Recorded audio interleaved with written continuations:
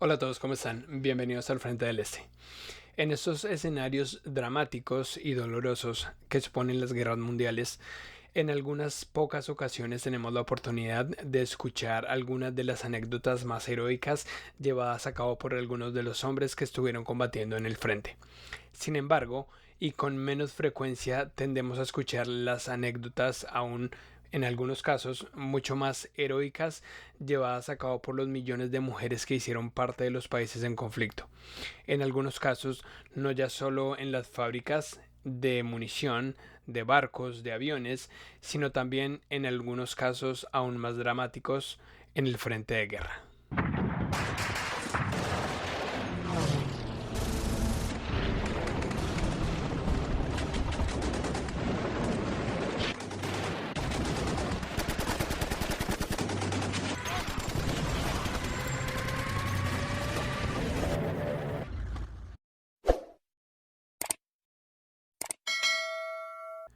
Bueno, antes de iniciar con este video, quiero darle las gracias a todas las personas y en particular a las mujeres que ven este video, que se suscriben, que dan like, y si tienen mujeres les pido que me ayuden a compartir este video con las personas que están a su alrededor. En esta ocasión quisiera, en este mes de la mujer, bueno, dar feliz día y feliz mes de la mujer, y también resaltar el papel heroico llevado a cabo por muchas de las mujeres que estuvieron en la guerra y que han estado en la guerra y que en muchas ocasiones pasan desapercibidas. Desde mucho antes, incluso al estallido de la Primera Guerra Mundial, la mujer empieza a tener un rol fundamental en el marco de las guerras mundiales. En el caso del siglo XIX, por ejemplo, una mujer empieza a escribir su nombre en los libros de historia.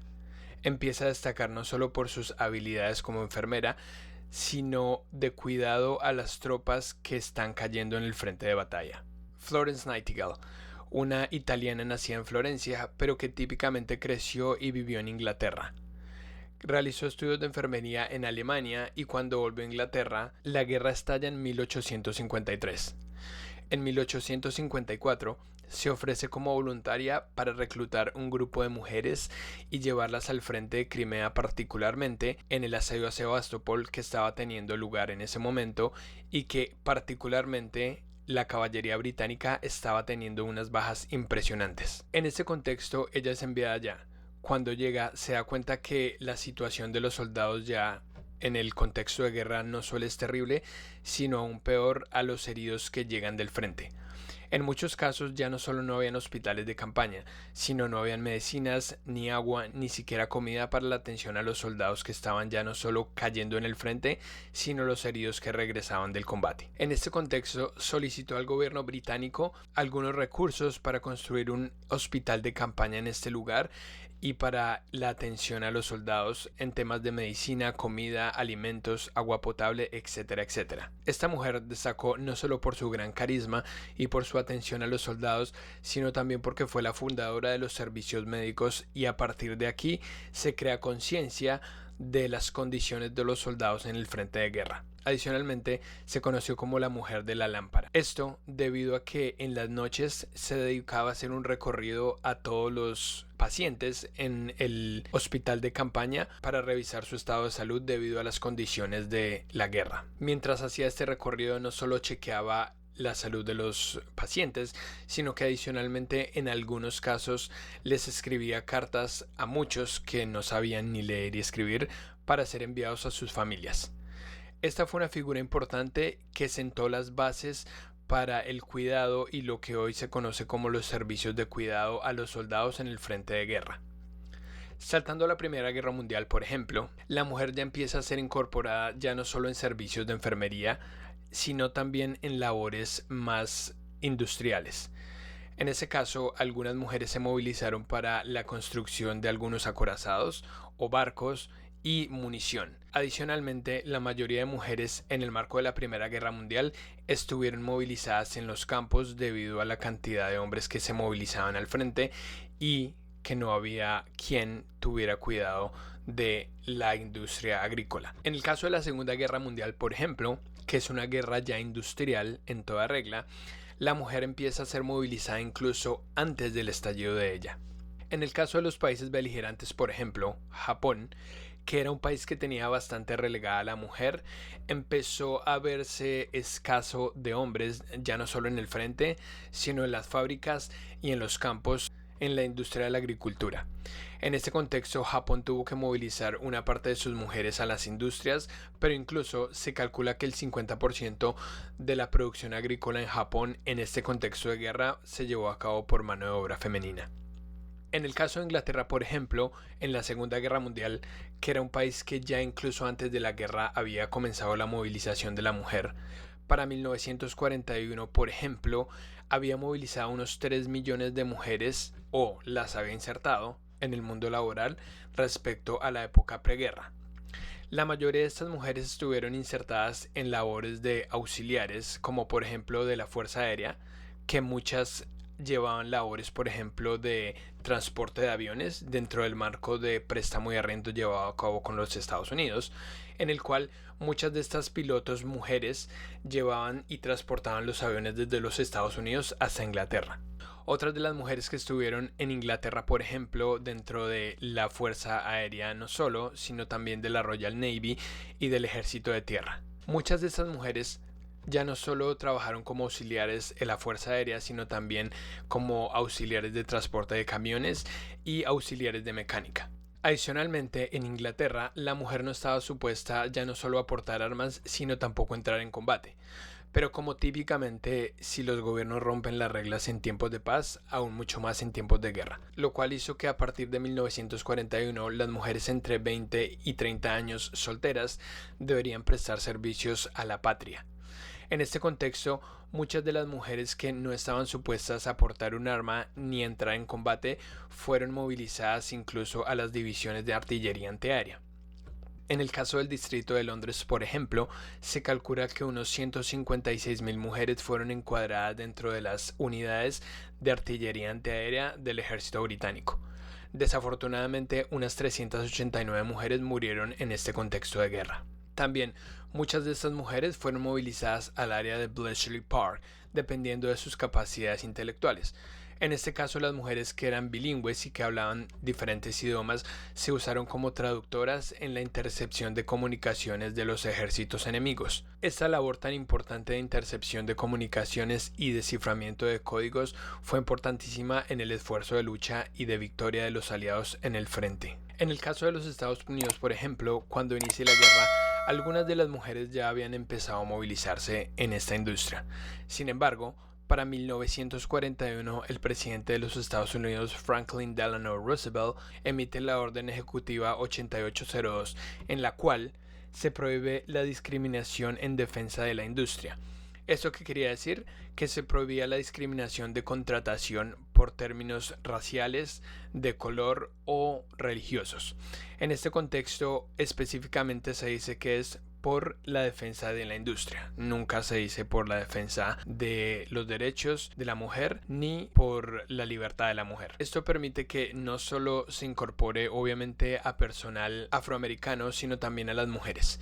Una importante cantidad de mujeres fueron movilizadas especialmente a las industrias de aviones, bombarderos en este caso, B-29, los B-17, industria armamentística, industria de astilleros, y también en 1943 se forma el Cuerpo de Auxiliares de Mujeres de los Estados Unidos. Adicionalmente, una de las estrategias que se usó propagandísticamente para sacar a las mujeres ya no solo de sus hogares, sino mostrarles de una forma más amigable, más amistosa, la inserción de la mujer al mundo laboral, que en muchos casos muchas mujeres pues no querían, a diferencia de lo que típicamente se nos dice. En este caso se utilizaron varios métodos propagandísticos en el caso de los Estados Unidos. Por ejemplo, en 1942, Red Evans y John Jacob Love compusieron una popular canción que sería muy popular dentro de las mujeres en los Estados Unidos, Rosie the Riveter, que era más o menos como Rosie la remachadora, algo así más o menos de traducción, en lo cual personificaba la figura de las mujeres que estaban llevando a cabo, por ejemplo, en este caso, labores de soldadura, labores de ensamblaje de aviones, de carros de combate, de buques, etcétera, etcétera. Una de las estrofas de esta composición decía algo así como: todo el día, en lluvia o en sol, ella es parte de la línea de ensamblaje, ella está haciendo historia, trabajando por la victoria, etcétera, etcétera. Bueno, es una canción que se puede escuchar en internet que se llama Rosie the Riveter. Es una canción que, como lo digo, fue un instrumento de propaganda que se utilizó en los Estados Unidos y que funcionó muy bien para movilizar las mujeres hacia el frente industrial en este caso. En 1943, por ejemplo, el pintor Rodman Rowell produjo también la famosa pintura de Rosie the Riveter, que es esta que estamos viendo aquí. Una publicidad que se puso en la portada de el Saturday Evening, que era una revista de los Estados Unidos, y que también enmarcaba esa figura de la mujer trabajadora y de la mujer que impulsaría la industria de los Estados Unidos para ganar la guerra, en este caso que ya estábamos en un contexto de guerra. Todas estas movidas de propaganda que fueron típicamente eso, propaganda para intentar movilizar a las mujeres, debido a que, como es lógico, los que típicamente van al frente son los hombres, y los hombres que no están en las fábricas están en el frente, y si no están en las fábricas, pues nadie está produciendo en las fábricas. Así que fue un método propagandístico para sacar a las mujeres de los hogares y movilizarlas a las fábricas, mientras los hombres iban al frente de batalla.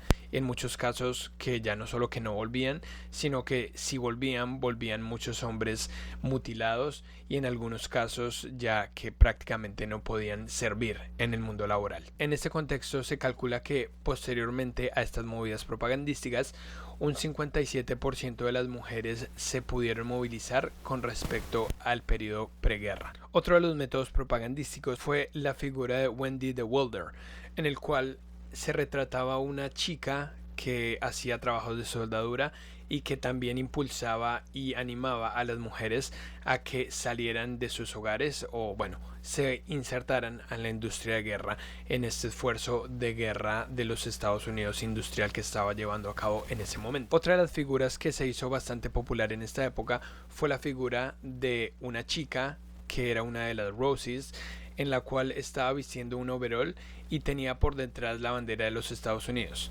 En una mano tenía una ametralladora americana, y en los pies, como podemos ver en la imagen, estaba el libro de Hitler, el Mein Kampf, en el cual retrataba cómo la figura de la mujer americana iba a empujar el esfuerzo de guerra aliado sobre los países del eje, y en este caso sobre Alemania. Hay que decir que en este contexto de guerra, si bien es cierto que muchas de las mujeres querían o estuvieron de acuerdo con esta movilización, también es cierto que hubo muchas mujeres que no lo estaban. En el caso no solo de los salarios, que la diferencia entre una semana de una mujer respecto de la de un hombre era muchísimo menor. En los Estados Unidos, por ejemplo, el pago semanal promedio era de unos $31.50 respecto a lo que se le pagaba típicamente a un hombre de $54.65 a la semana respectivamente. Esta diferencia, si bien es cierto que era por motivos de experiencia y de conocimientos, también es cierto que en esta época sí había una discriminación y una subestimación a la mujer.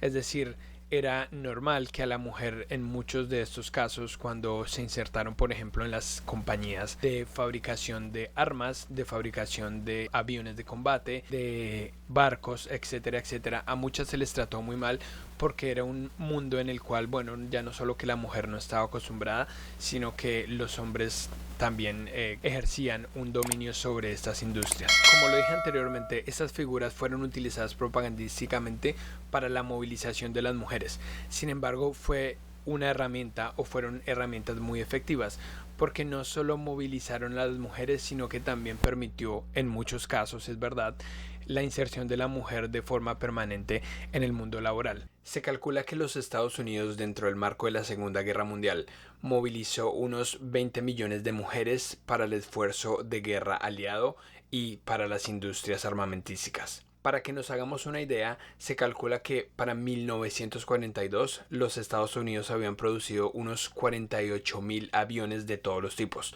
Aviones de combate, bombarderos medios, pesados, ligeros, etcétera, etcétera. Adicionalmente, unos 25.000 tanques, de los cuales la mayoría se enviaron al frente europeo. Sin ser esto suficiente, se calcula que también para estas fechas unos 322 astilleros de los Estados Unidos producían unas 100.000 piezas de barcos de todos los tipos. comparados con los 29 astilleros que existían al inicio de la Segunda Guerra Mundial. Adicionalmente, al final de la guerra, se calcula que los Estados Unidos habían construido más de 1.500 acorazados de los más pesados que se mantuvieron en el arsenal americano a partir de ese momento. Adicionalmente, hay que decir que los gobiernos también se dieron cuenta que la movilización de la mujer ya no solo que generaba un impulso bastante importante en la industria, por muchas razones, sino que además representaban unos jugosos ingresos en términos de impuestos. En el caso de la Unión Soviética, por ejemplo, ya en la Segunda Guerra Mundial, incluso antes, la mujer había empezado a movilizarse a las fábricas e incluso a los frentes de batalla en ese esfuerzo de guerra industrial que estaba llevándose a cabo en este momento. Para 1941, cuando la Unión Soviética entra en guerra, se calcula que es el país que tiene más tanques, más carros de combate, más aviones, más artillería, etcétera, etcétera, que todos los países del mundo juntos. Así que esto nos da una muestra de la movilización tan impresionante que tuvo la Unión Soviética, no solo en su personal masculino, que es lo más obvio, pero la población femenina, el esfuerzo impresionante que hizo en el esfuerzo de guerra, en el cual muchas de estas mujeres ya no solo que eran amas de casa, sino que en muchos casos madres cabezas de familia.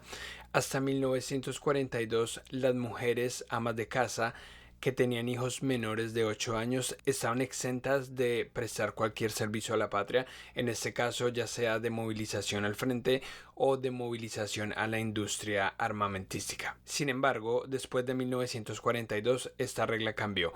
Ya las mujeres que tenían hijos menores de 4 años eran las únicas que estaban exentas de esta ley. Adicionalmente, hubo una cantidad impresionante de mujeres movilizadas ya no solo en unidades de aviación, sino en unidades de infantería. Se calcula que en la Unión Soviética unas 800.000 mujeres estuvieron en el frente de guerra, típicamente en unidades de vuelo de la Fuerza Aérea. Algunas de estas unidades también se les conoció por ellas mismas como las unidades de conejo. Esto que en medio de este marco desastroso de guerra intentaban dar un poco de humor a la situación que se estaba viviendo en ese momento. En este caso, el nombre o el apodo que se pusieron ellas mismas fue debido a un incidente en el cual cayeron en un sitio en el cual prácticamente no había nada que comer y tuvieron que estar ahí por algún tiempo prolongado.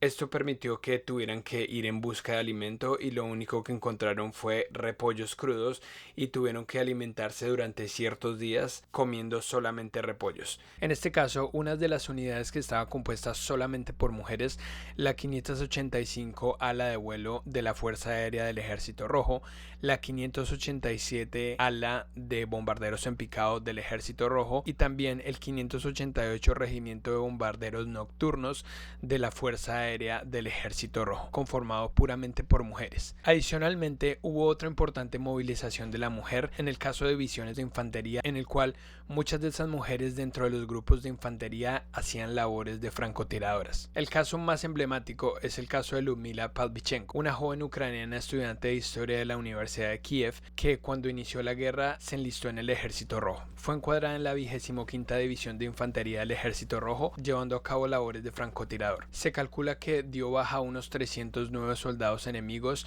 dentro del marco del asedio a Sebastopol en la ciudad de Odessa. Esta figura de Ludmila Pavlichenko fue utilizada también en los Estados Unidos como una muestra de la valerosidad de la mujer y fue invitada por la primera dama de los Estados Unidos en 1942 a dar un discurso y a animar a las mujeres americanas a ayudar en el esfuerzo de guerra de los aliados contra las potencias del eje. En el caso de Alemania, por ejemplo, el 18 de febrero de 1943, el ministro de propaganda Joseph Goebbels da un anuncio en el cual invita a los alemanes a luchar hasta la muerte. En este contexto, la movilización de la mujer en Alemania no se llevaría a cabo sino hasta casi finales de 1944, cuando ya la guerra estaba prácticamente perdida. En este contexto, muchas de las mujeres que trabajaban en la industria de bienes de consumo fueron movilizadas a las industrias de la guerra. Una de las cosas que más ha quedado en la mente de los historiadores es el cierre de las peluquerías en Alemania. Pero no solo eso, otro tipo de negocios también se cerraron para la movilización de las personas a la industria de la guerra. Se dice también que en el marco, por ejemplo, de la batalla de Berlín, hubo mujeres en carros de combate defendiendo la ciudad debido al empuje soviético que estaba ya penetrando la ciudad de Berlín. En el caso de la movilización de la mujer en Alemania, por ejemplo, hay debate entre los historiadores de los motivos por los cuales el régimen nacionalsocialista nunca realmente se planteó llevar a cabo la movilización de las mujeres a la industria de guerra, y ya no solo allá, sino muchísimo menos al frente de guerra. Sin embargo, hay que decir que nunca se llevó a cabo ninguna movilización total de las mujeres. Sin embargo, muchas de las mujeres que estaban en Alemania en el momento en el cual los soviéticos entran en Berlín, por ejemplo, muchas de estas mujeres que ya no solo estaban defendiendo su patria, que en muchos casos estaba completamente destruida por los bombarderos aliados, sino que aún más muchas de esas mujeres en Alemania defendían lo más importante que les quedaba, no solo sus vidas, sino en muchos casos la vida de sus hijos y de sus hijas, que sabían la represalia que venía por parte de los soviéticos debido también a los crímenes que muchos miembros del ejército alemán cometieron en los países del este. Adicionalmente, y especialmente en estos países europeos, las mujeres sufrieron ya no solo lo anteriormente contado, sino estas cosas terribles que se le pueden hacer a una mujer dentro ya no solo del marco de la Segunda Guerra Mundial, sino en la posguerra. En el caso de las mujeres alemanas, por ejemplo, que es lo que menos se cuenta, y espero que si hablo de esto YouTube no me vaya a cancelar el video, de el sufrimiento de la mayoría o de muchas mujeres que se quedaron aún en Alemania debido a la ocupación ya no solo de los soviéticos, sino de los aliados occidentales. La mayoría de los libros de donde saqué la información se los voy a mostrar a continuación. Este es uno de Norman Davids, Not Simple Victory, que bueno, es un libro donde saqué parte de la información. El otro libro de donde saqué una buena parte de la información fue este, Inferno, donde tiene una parte, bueno, no muy larga, pero donde habla, digamos, del rol de la mujer dentro de la guerra.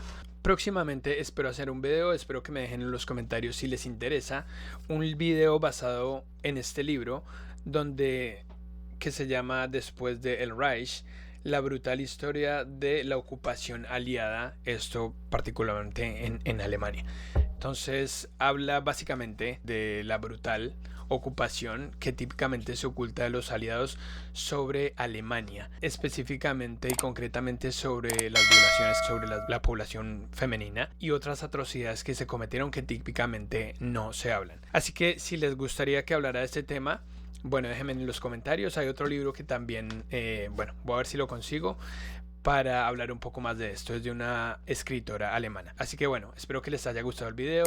Suscríbanse, déjenme un like y ayuden a compartir esto, porque es muy importante conocer esta información que típicamente se oculta sobre el esfuerzo tan importante de las mujeres dentro del marco de estas guerras. Muchas gracias a todos y nos vemos en el próximo programa. Chao.